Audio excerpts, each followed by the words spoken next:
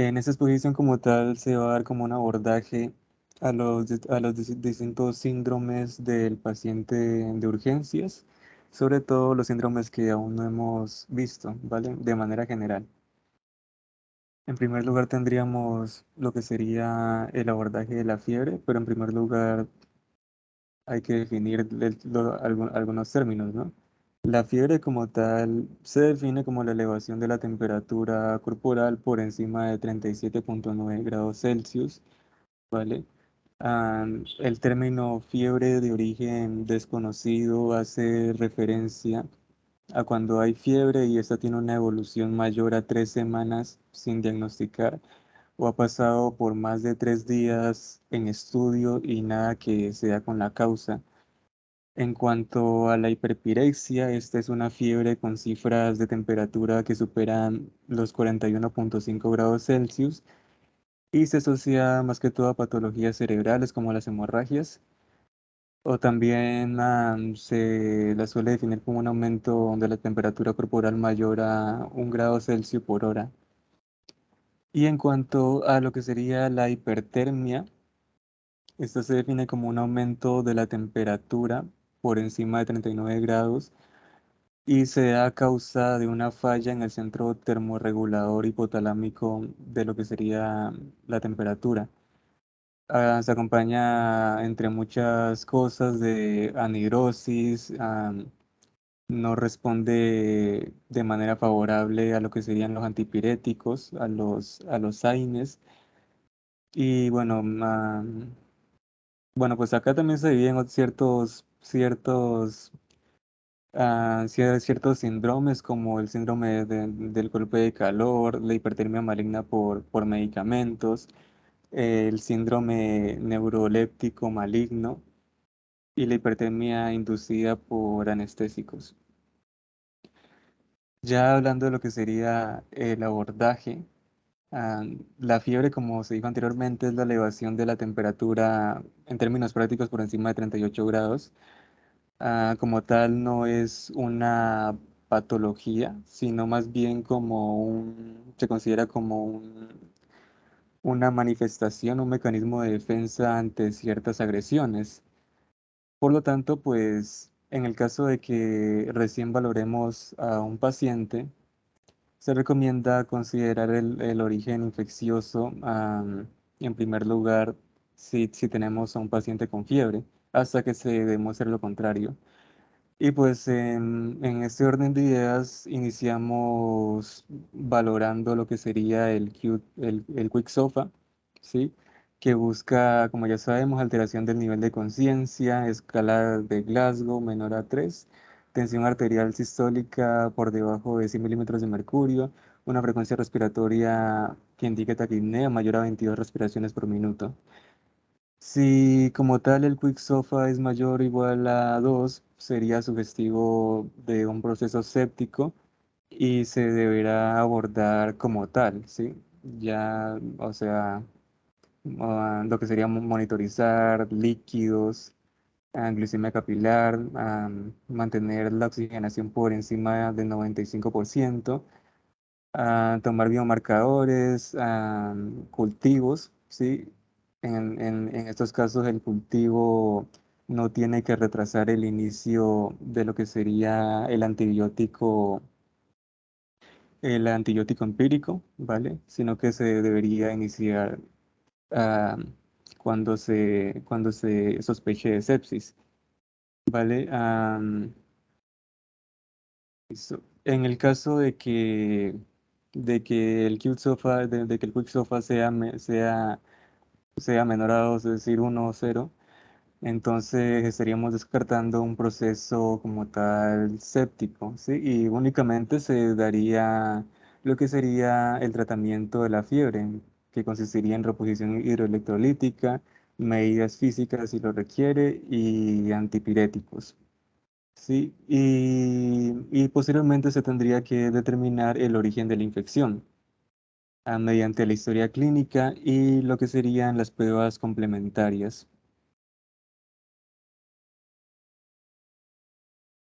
Vale, en cuanto a la historia clínica, en primer lugar, al hacer lo que sería la anamnesis, esta tendría que estar encaminada en indagar lo que sería la aparición de la fiebre, síntomas acompañantes y determinar los datos de alarma como fiebre mayor a 39 grados Celsius, que no responde a antipiréticos de manera favorable, que sea de inicio rápido e intenso, que comprometa el estado general, que presente hipotensión, taquicardia, taquipnea, alteración del nivel de conciencia, entre otras.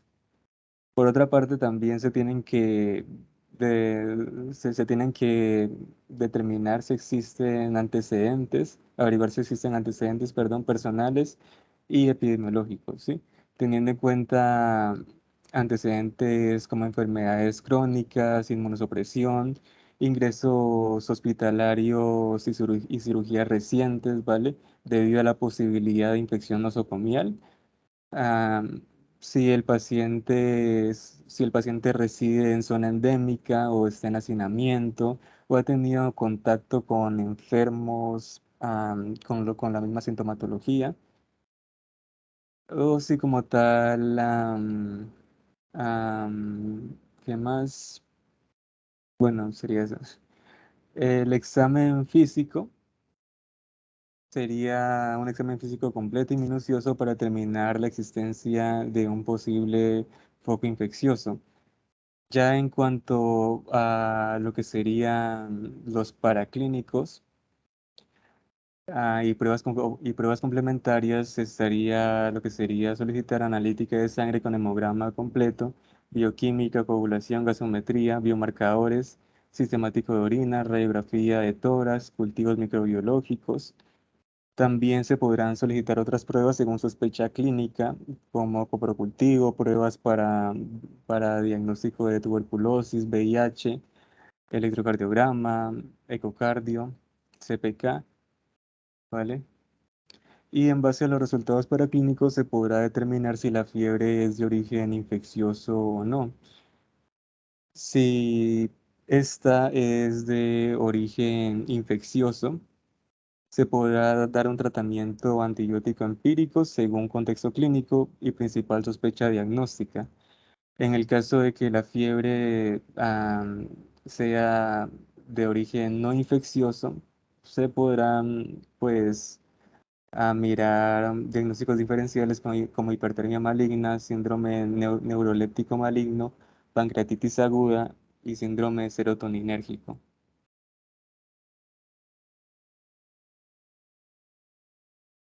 Vale, ya abordando lo que sería el síncope.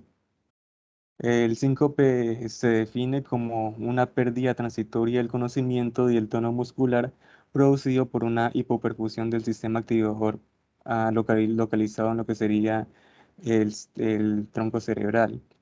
Presenta como tal un inicio rápido, de corta duración y recuperación completa y espontánea, lo que lo distingue de otros síndromes. El término presíncope hace referencia a los síntomas y signos que ocurren antes de una posible pérdida de conciencia, y se describen como prodromos.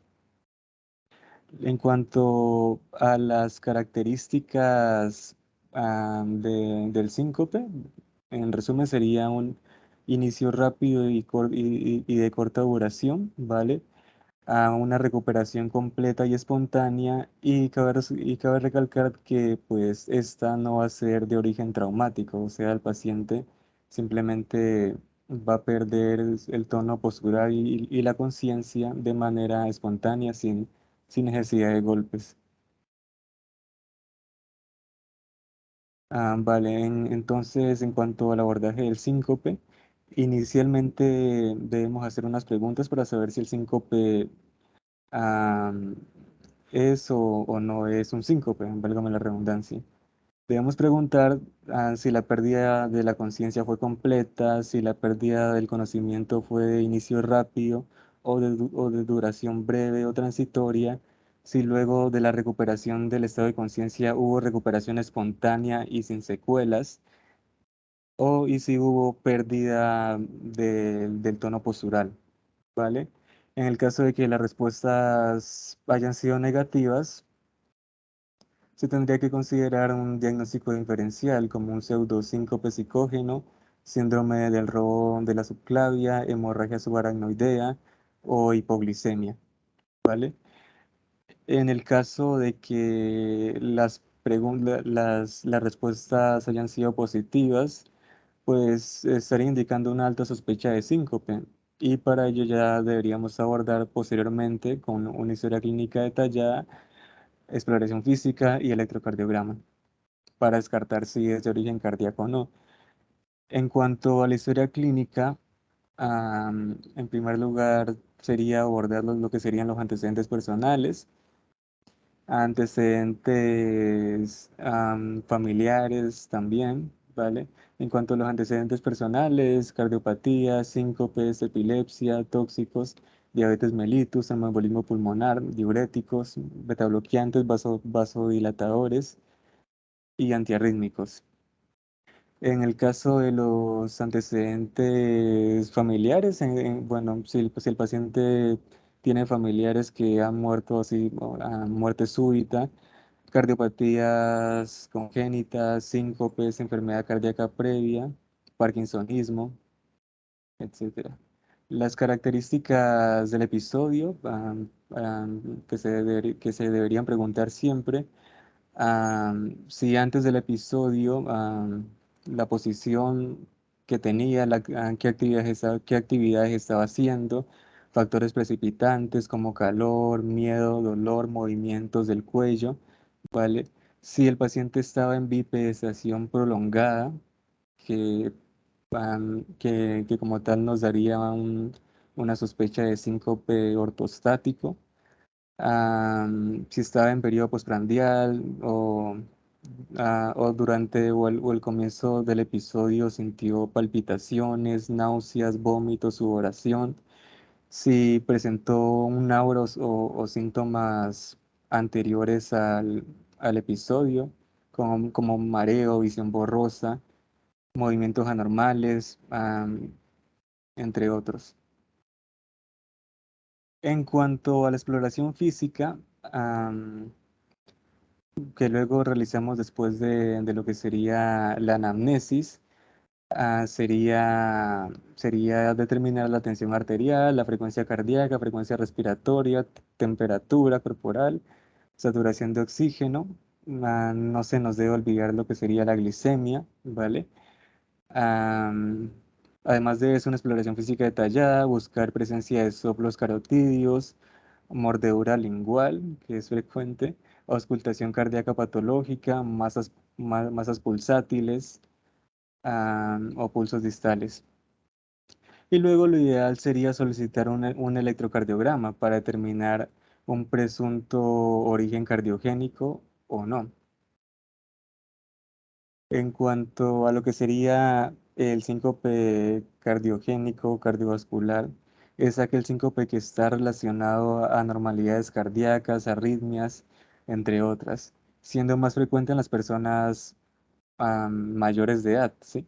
Y aparece a veces en posición de decúbito y sin prodromos, ¿vale?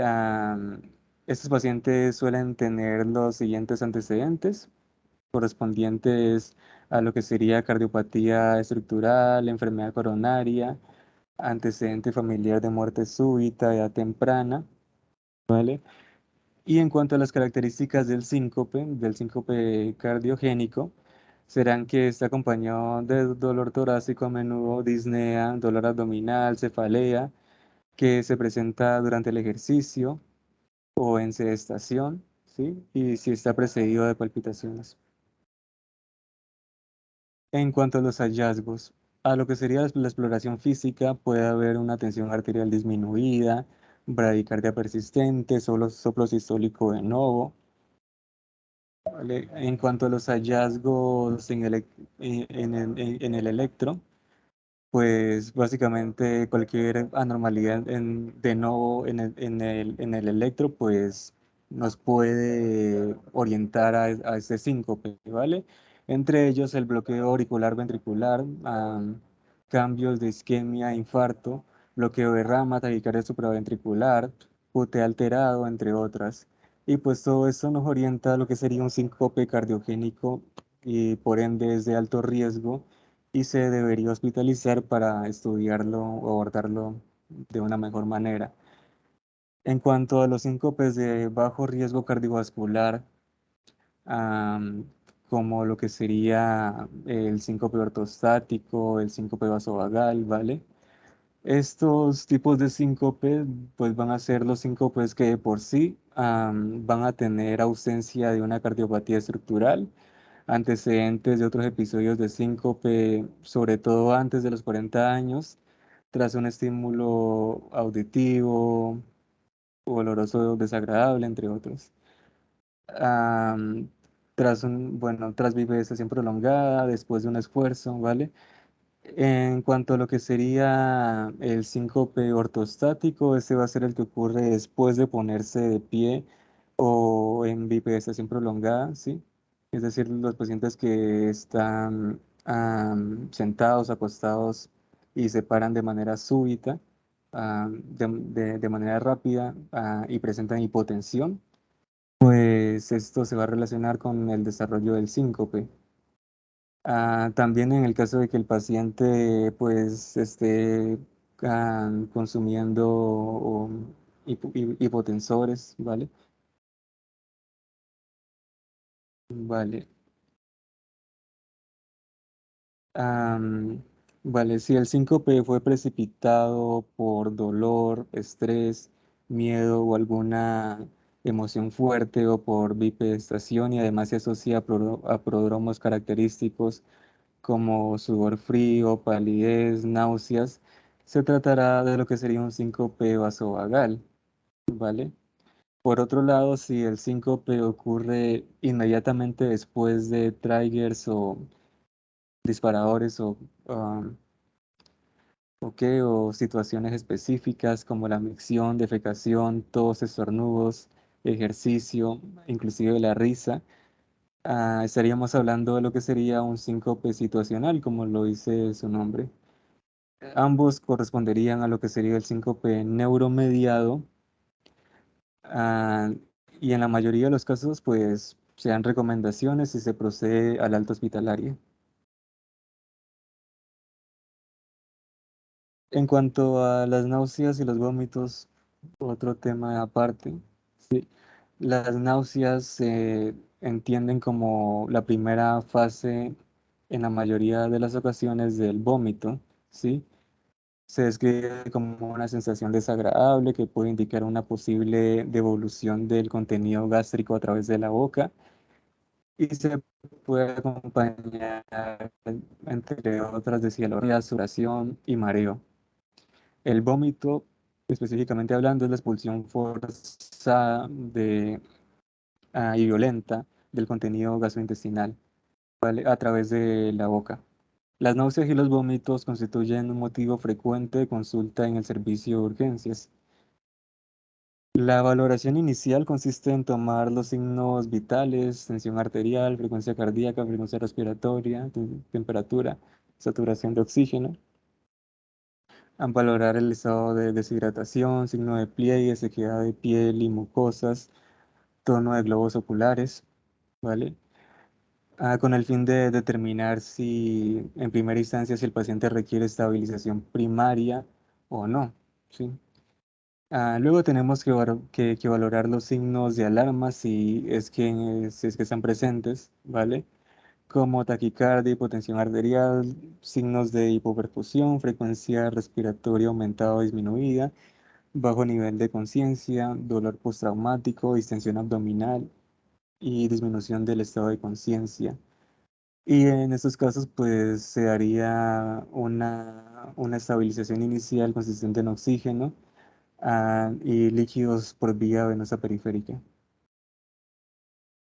Ya en lo que sería un abordaje secundario, en primer lugar sería la anamnesis, ah, en el cual como tal se le preguntará al paciente por antecedentes médicos, quirúrgicos, comorbilidades como inmunosupresión, ingesta de fármacos, consumo de alcohol u otros tóxicos. Igualmente es importante realizar una lista de los medicamentos que puede estar tomando el paciente y el tiempo que lleva consumiéndolos. Hay medicamentos que están relacionados con, con náuseas y vómitos. Y pues la anamnesis debe contener información sobre lo que sería el contenido del vómito, el tiempo de evolución, también lo que sería la relación con la ingesta y síntomas acompañantes, ¿vale? En cuanto al contenido del vómito,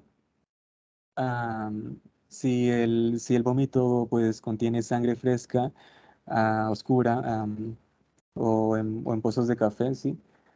Se sospechará de lo que sería una hemorragia de vías digestivas altas. Si es de contenido bilioso, se sospechará de lo que sería una obstrucción del intestino delgado o inexistencia de contenido gástrico, ¿vale? Ah, en cuanto a lo que serían los restos alimenticios no digeridos, se sospechará de una obstrucción mecánica en el esófago, ¿vale? Por ejemplo, una neoplasia. Y en el caso de que sea por contenido fecaloide de una obstrucción intestinal, de una obstrucción intestinal grave o la presencia de fístulas. El tiempo de evolución va a ser corto si, bueno, el tiempo de evolución en el caso de que sea un tiempo corto, pues va a indicarnos de una gastroenteritis aguda, causa farmacológica o embarazo. ¿Vale? En el caso de que esté asociado a dolor, se deberá sospechar am, un diagnóstico de acuerdo a las características del dolor: apendicitis, colecistitis, pancreatitis, oclusión o isquemia intestinal. Y si es más de un mes, pues puede deberse a causas psicógenas o gastroparesia. Y bueno, en relación con la ingesta o con las comidas, si las náuseas y vómitos son matutinos, se observa a menudo en entidades como el embarazo, el alcoholismo, la uremia y la hipertensión intracraneal. Si el vómito aparece durante o mediante, si se aparece durante la ingesta o después, perdón, quiere decir que pues probablemente es de origen psicógeno o pues se debe a lo que sería un ulcus juxta pilórico. Si es más de 2 horas post ingesta, pues una obstrucción pilórica o dismotilidad. En cuanto a los síntomas asociados, dolor precordial, pues indicaría posible cardiopatía isquémica, diarrea, gastroenteritis, fiebre, un proceso infeccioso, cefalea, etiología del sistema nervioso. En el caso de que se dé o esté relacionado con un cambio de posición, bueno, estaríamos diciendo que es un síndrome vertiginoso. Y si se asocia a ictericia, pues puede ser de origen biliar, origen hepático, origen pancreático, como, bueno, pues cálculo impactado en el conducto cístico, colédoco, adenocarcinoma de cabeza de páncreas, hepatitis, falla hepática fulminante, pues ciatosis. Las pruebas complementarias que se deben solicitar estaría el sistemático de sangre, bioquímica, sistemático de orina y test de embarazo para descartar un presunto embarazo, gasometría, radiografía de tórax y abdomen y entre otros dependiendo de la sospecha. Las complicaciones, los vómitos, en el caso de que sean cuantiosos y prolongados, de cualquier etiología, conducen a situaciones de alcalosis hipoclorémica e hipopotasemia, con deshidratación y estados de desnutrición. Asimismo, hay que estar atentos a la aparición de otras posibles complicaciones, como lo serían en primer lugar el síndrome de rotura esofágica espontánea, ¿sí? Que se va a caracterizar como un dolor brusco retrosternal o epigastrio con sudoración, fiebre, neumomediastino, derrame pleural y como tal correspondería a una urgencia quirúrgica.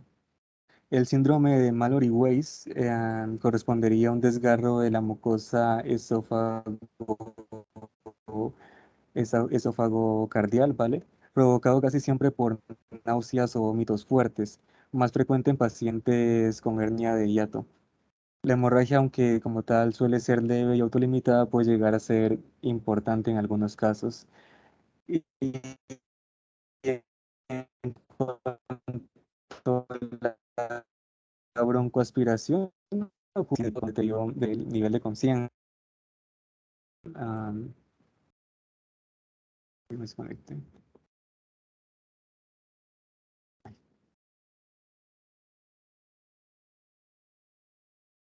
Vale, en cuanto a la broncoaspiración, les decía que ocurre en pacientes debilitados o con deterioro del nivel de conciencia, ¿vale? Y, vale, se debería solicitar radiografía de tórax para mirar si hay condensaciones a nivel pulmonar. Vale, en cuanto a los objetivos del tratamiento, van a ser tres: la reposición hidroelectrolítica y corrección del estado de malnutrición, si existe, tratamiento de la causa subyacente y el alivio sintomático. Y pues este se da mediante medicamentos, ¿sí? Como antieméticos, ¿sí? Y protectores de la mucosa gástrica.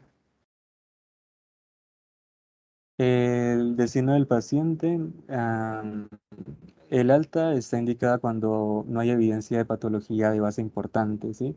La respuesta al tratamiento con antieméticos y reposición de líquidos es buena. El paciente puede tolerar líquidos en el servicio de urgencias y hay posibilidad razonable de realizar un seguimiento y estudio de manera ambulatoria, ¿sí?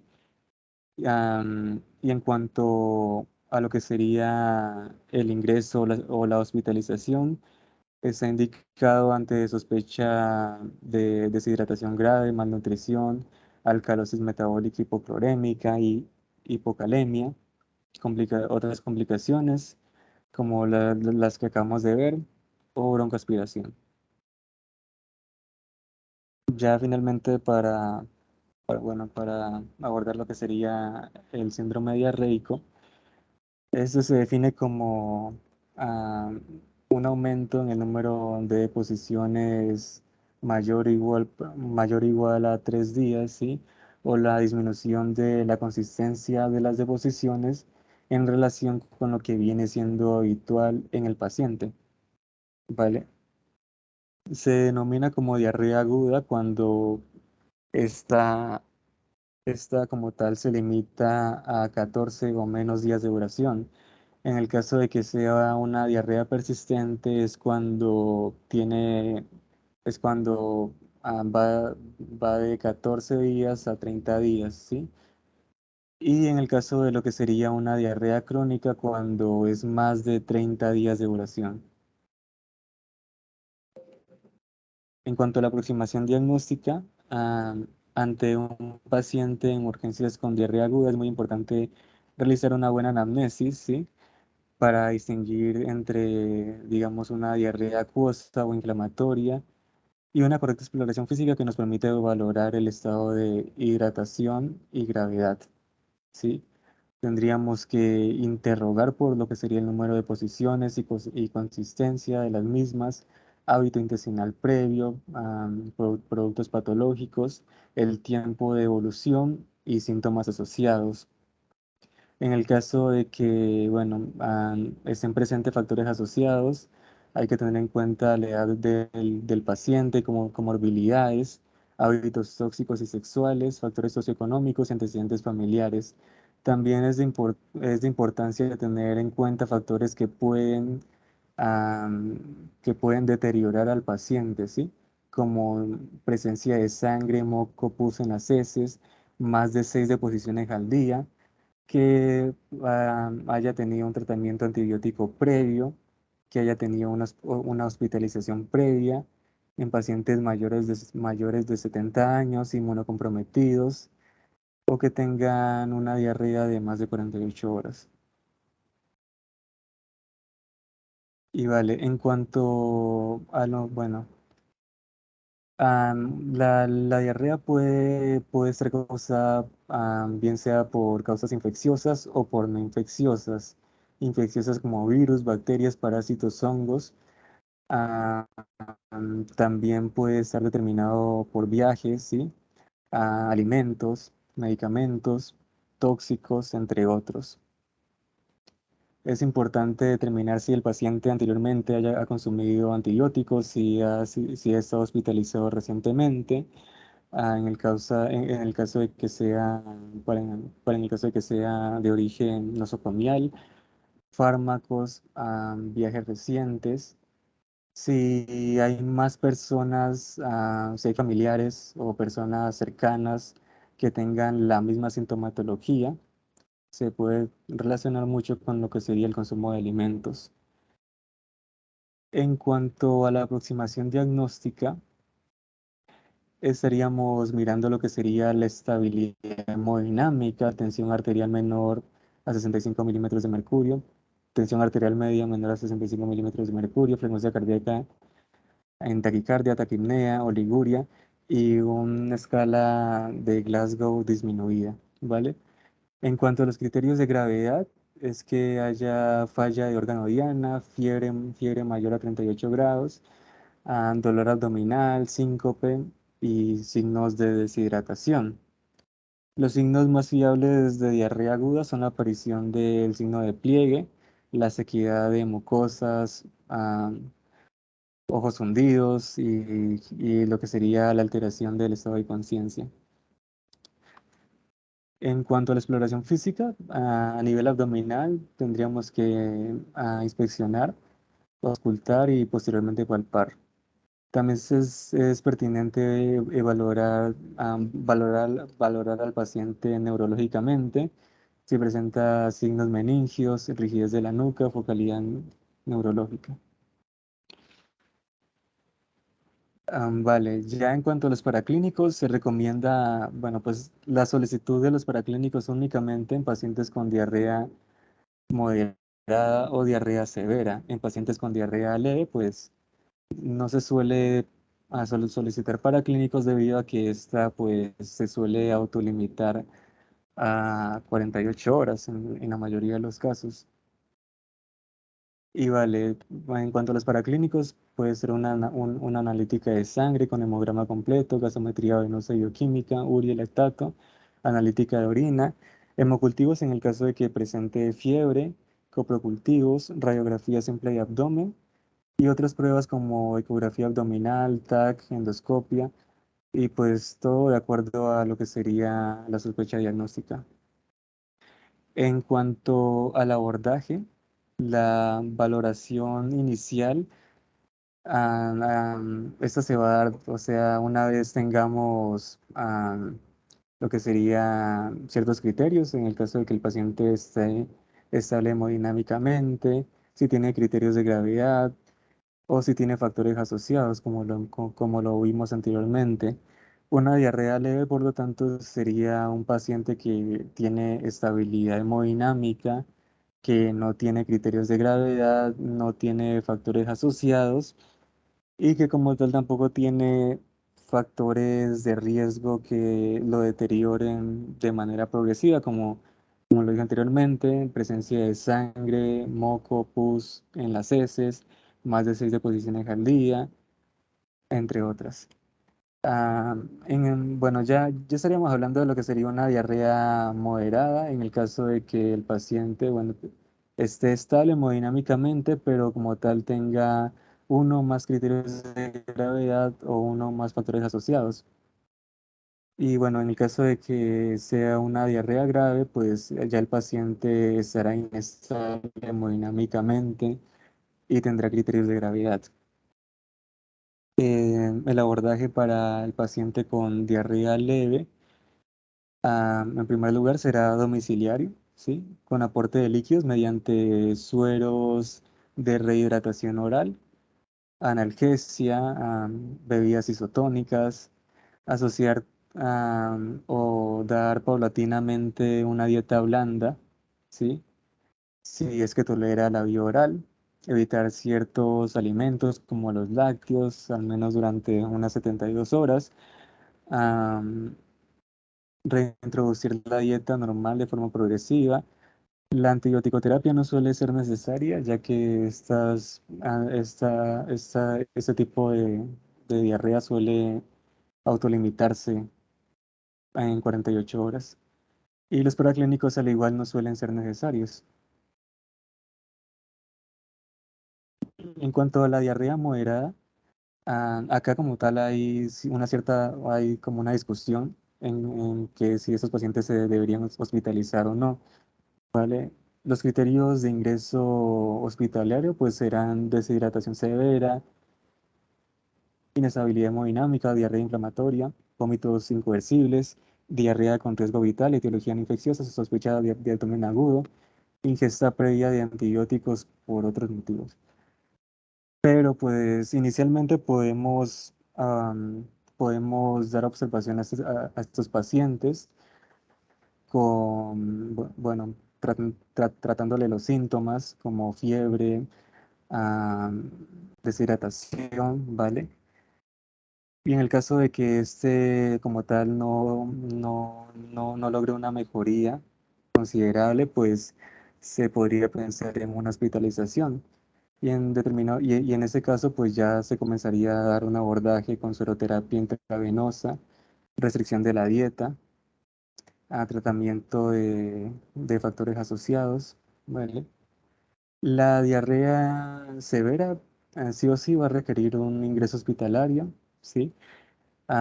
Esta como tal se va a tratar con cristaloides intravenosos, reposiciones de electrolitos en el caso de que haya un desbalance en estos, analgesia y control de la fiebre si es el caso.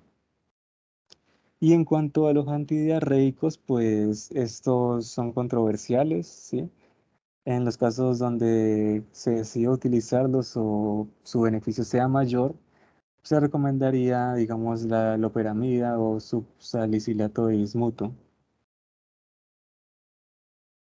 Y en cuanto a la antibiótico terapia, am, independientemente de lo que sería el agente causal, es indicado el tratamiento empírico en el caso de que el paciente presente fiebre, sangre oculta, lactoferrina, leucocitosis fecales, dolor abdominal, más de 6 movimientos intestinales, duración de la diarrea mayor a 48 horas, diarrea acuosa en pacientes mayores a 65 años, inmunodeprimidos o en situaciones en las cuales hay riesgo de septicemia.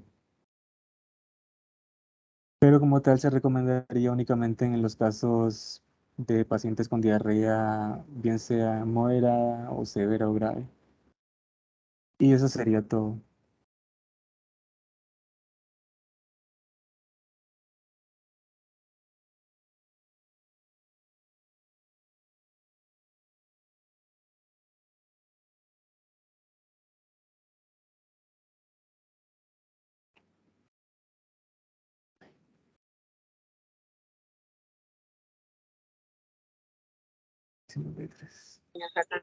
Nígrica, negro.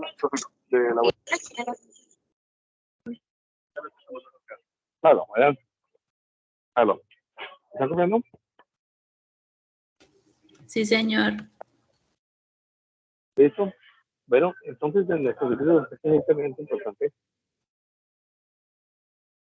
hacer un manejo sintomático, así que la cantidad de síntomas que nuestros pacientes pueden llegar y lo vago de la información en las pacientes que pueden hacer referencia, es importante intentar agrupar la eh, agrupar la, no, perdón, los síntomas y buscar, tener espacio en buscar algunos signos que nos ayuden a generar un, un adecuado diagnóstico, ¿no? Es importante entonces, desde el punto de vista de nuestra consulta, la decisión de la historia clínica, buscar el llegarlo hasta, hasta encontrar la causa de la enfermedad como tal, cuando estamos tocando o estamos buscando. Entonces es importante que tengamos conocimiento de que existen diferencias en cuanto a las diferentes presentaciones de los síntomas, y que de acuerdo a la características de eso podemos irnos hacia uno u otro diagnóstico.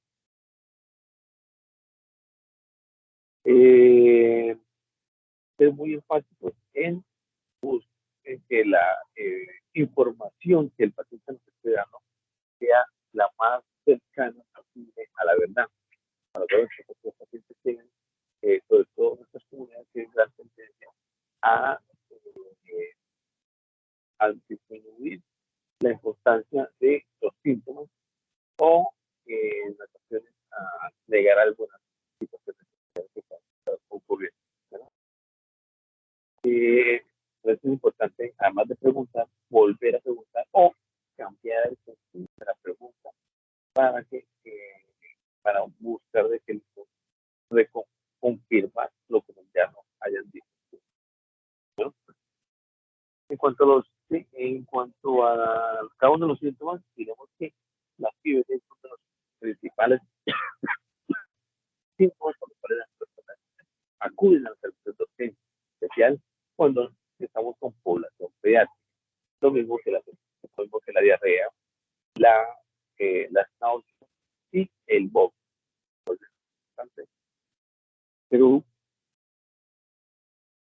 adecuado enfoque sintomático de nuestro paciente. ¿Hay algo que agregar alguien por parte de alguno de ustedes, de sus compañeros? Y le damos la gracias a su compañero por la revisión del tema. ¿Alguien quisiera agregar algo?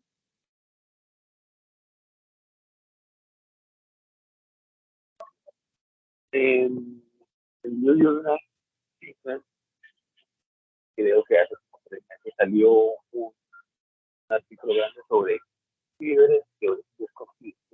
Es importante que nosotros la conozcamos. Bueno, y la fiebre de origen desconocido para nosotros en Villavicencio y en Colombia, debemos también estar pendientes de las enfermedades parasitarias, dos que yo les digo mucho, como es el dengue y el paludismo, en especial cuando la fiebre se torna prolongada. ¿Listo? Es importante que descartemos el paludismo crónico como una de las causas de fiebre. Lo mismo que debemos descartar otras fiebres parasitarias frecuentes también dentro de nuestro medio, dentro de nuestro medio. ¿Listo? ¿Alguien quiere hacer alguna acusación, agregar algo del tema?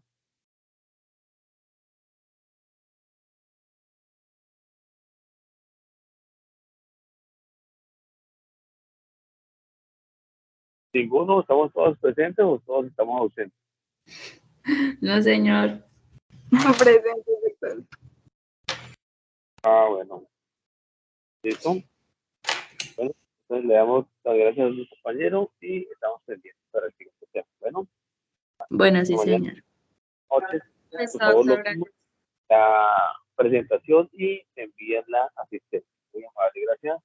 Bueno, doctor, hasta luego. Gracias, doctor. Hola, doctora, hasta luego. Hasta luego, estén muy bien.